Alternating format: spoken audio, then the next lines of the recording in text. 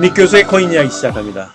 그동안은 제가 유튜브 방송을 못했는데요. 제가 크레페 재단이라는 회사에 소속이 돼서 디지털 자산 관리 시스템을, 관리 플랫폼을 설계를 했습니다. 그래서 지금 백서도 끝나고, 그래서 오늘은 그 백서에 대해서 좀 설명을 드리려고 이 방송을 켰습니다.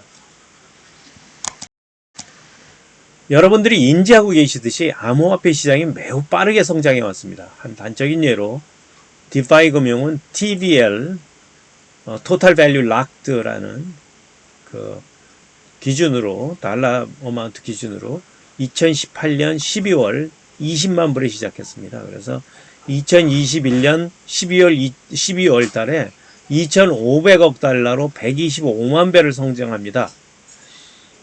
그런데 그에 걸맞는 기반은 충분히 다져지지 못한 채 성장을 해가지고 그 결과 가상자산은 대규모 해킹과 돈 세탁 등 범죄 온상이 되고 위험한 투자가 되고 있다는 주장이 어느 정도 사실입니다.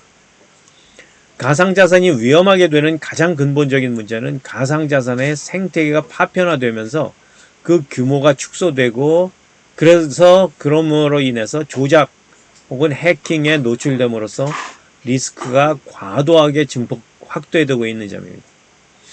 결과적으로 투자라기보다는 도박성 투기에 가까운 것으로 인식이 되고 있습니다. 블록체인 간의 비호환성의 문제가 사실은 가장 큰 문제인데요. 그것 때문에 자산 생태계가 파편화가 일어나는 중입니다. 그런데 그 파편화가 어떤 문제를 야기하는지 한번 살펴보도록 하겠습니다. 예를 들어 보겠습니다. 앨리스라는 사람이 있는데요. 약 한 10,000불 정도의 재산이 있다고 생각하겠습니다. 앨리스는 어느 정도의 위험을 감수할 생각은 있지만 한 개의 가상자산에 모두 투자해 놓는 것은 매우 위험하다고 생각하고 이를 분산하고 싶습니다. 그래서 주요 코인을 한 종류씩 해서 20%씩 투자하고 5가지 종목에 투자를 해놓고 싶은데요. 앨리스가 고른 종목은 폴리곤의 매틱, 카다노의 에이다, 솔라나의 솔, 비트코인의 BTC, 그리고 이더리움의 ETH를 구매하고 한 개의 바스켓을 만들어서 BC1이라고 이름을 짓고자 했습니다. 그래서 분산 투자합니다. 문제는 이게 바스켓이라고는 하지만 블록체인 생태계가 단절이 되어 있어서 각 코인을 따로따로 각 체인마다 들어가서 구매를 해야 됩니다.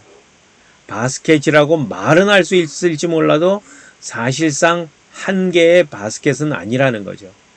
앨리스의 바스켓은 가상으로만 존재합니다. 그래서 지금 그림에 보면은 그 가상 점선으로 만들어 놨습니다.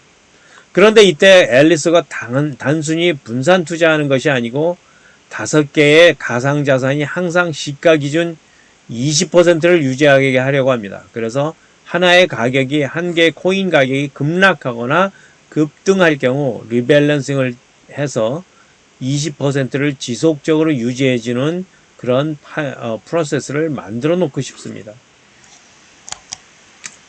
시장 상황에 따라 어떤 식으로든지 리밸런싱을 하려고 하면은 블록체인 간 비호환성 때문에 브릿지라는 서비스를 사용해야 되는데요. 브릿지 서비스는 블록체인 네트워크 설계 시 고려할 수가 없기 때문에 에러가 있을 수 있고, 온체인에서 해킹보다 추적하기가 쉽지 않아서 이 서비스를 사용하는 위험이 매우 높아지게 됩니다. 게다가 브릿지 서비스는 자본이 집약되는 서비스이기 때문에 수수료가 매우 높습니다. 그래서 이 브릿지를 사용하는 것은 좀 어렵고요. 대안을 생각해 보면 본래의 자산을 원래의 네트워크에 그냥 두고 앨리스가 바스켓을 운영하는 플랫폼의 대체하는 가상자산, 즉 가상의 가상자산을 만드는 방법입니다. 이 경우 앨리스가 폴리곤 네트워크에서 자산 바스켓을 운영한다고 하면 매틱을 제외한 나머지 코인들은 가상의 가상자산이 됩니다.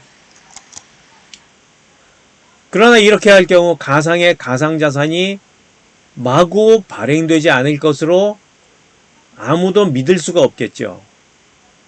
그래서 가상의 가상자산만큼 혹은 그 이상의 자산만큼 저장되어 있다는 것을 증명하는 것이 필요합니다. 이것을 오라클 데이터 서비스를 통해 실시간 서비스를 할 수 있습니다.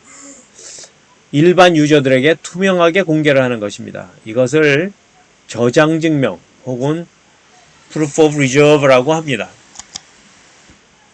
상기의 그림을 좀 정리하면 이렇게 됩니다. 자, 이제 이종의 체인상에 존재하는 가상 자산을 Proof of Reserve 혹은 POR이라고 합니다. 처리하는 방안을 정리하면 우리는 블록체인의 비호환성에 의해서 생기는 생태계 파편화 문제는 어느 정도 해결이 됩니다. 그런데 우리가 POR을 이종의 가상자산에만 적용할 것이 아니고 오라클을 통해서 온라인 서비스를 하는 것이므로 우리의 관점을 좀 넓히는 것이 가능하다 하면은 오프라인 자산에 대해서 똑같이 적용을 할 수 있습니다. 즉 부동산, 주식, 선물, 옵션, 귀금속, 기타 자산을 POR로 제공할 수 있다는 가정을 할 수 있다 이거죠.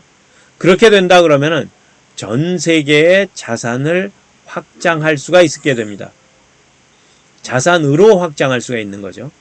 그래서 앨리스는 처음 원했던 가상자산의 오프라인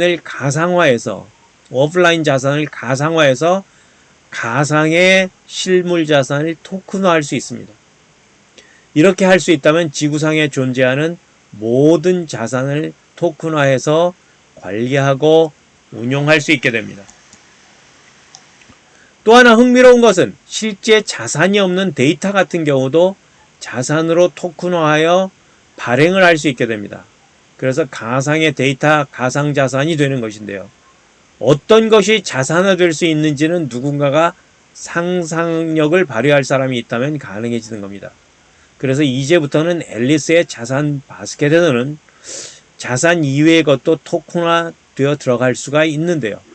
자산이라고 할 수 있는 것이 혹은 할 수 없는 것이 어떤 것이 될 수 있는지 상상력에 정해져 있습니다. 상상력의 영역이라고 할 수 있습니다. 그래서 우리가 종래에 알던 자산이라고 부를 수 없는 것도 들어간다는 점에서 우리는 앨리스의 바스켓을 확장 자산 바스켓 혹은 Augmented Asset Basket이라고 이름을 붙여서 부르기 시작합니다.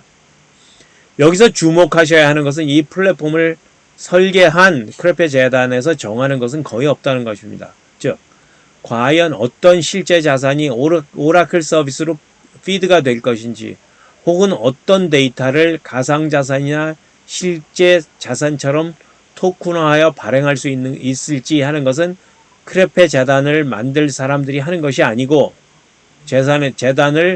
재단에서 이 플랫폼을 만드는 사람들이 하는 것이 아니고 일반 유저들이 혹은 금융 전문가들이 만들 수 있는 재료와 도구만을 제공하는 것입니다. 그래서 크레페 재단에서는 앨리스가 자신만의 포트폴리오를 토큰화하고 그 토큰을 트레이딩할 수 있도록 마켓 메이커를 만들어 놓는다든지 바스켓을 구축할 때 여러 가지 템플릿을 제공합니다. 그래서 앨리스가 프로그램을 전혀 모르더라도 클릭 몇 번으로 스마트 계약을 생산할 수 있도록 도구를 연장들을 제공하는 것입니다. 이렇게 여러 가지 도구를 비치하고 스마트 계약이 대량으로 생산될 수 있도록 하는 플랫폼이 우리가 만든 플랫폼입니다. 팜이라는 플랫폼입니다. 그래서 이를 스마트 계약 공장이라는 뜻에서 스코팩트라고 부르고 스코팩트와 도구를 사용할 수 있는 것을 메이커 스페이스 혹은 공방이라고 부릅니다. 이 공방에서 주목할 것은 두 가지입니다. 첫 번째로 프로그램을 모르는 분들도 스마트 계약을 만들 수 있도록 해서 블록체인 기술을 쉽게 사용할 수 있도록 한다는 것이고요. 두 번째로 금융을 모르는 사람들이라도 레거시 금융에서 전통 금융 말이죠. 크게 각광을 받고 있는 ETF나 DI는 Direct Indexing이라는 상품인데요. DI 같은 상품을 특화할 수 있기 때문에 창의적인 분이라면 얼마든지 도전이 가능할 것이라는 것입니다. 게다가 어느 정도 요건만 갖추면 얼마든지 언제든지 상품으로 출시할 수 있게 우리가 만들어 드립니다. 이때 상품을 특화하는 것은 어떤 전략을 쓰는가 하는 것이 중요할 텐데요. 어떤 상품이든지 리스크와 수익 간의 밸런스가 중요합니다. 우리가 미리 만들어 놓은 금융상품 프레임워크가 있어서 많은 분들이 이것을 특화해서 사용할 수가 있는데요. 대표적인 것은 ETF라는 프레임워크고요. 이것은 레거시 금융, 우리 전통 금융에서 ETF라고 불리는 것을 디지털 세계로 옮겨 놓은 것이라 보면 맞습니다. 지금까지 우리가 팜이라는 자산 운용 플랫폼에 대해서 설명을 들었는데요. 이 다음에는 이것이 왜 필요한 것인지 그 비전에 대해서 설명을 드리겠습니다. 감사합니다. 오늘은 여기까지입니다.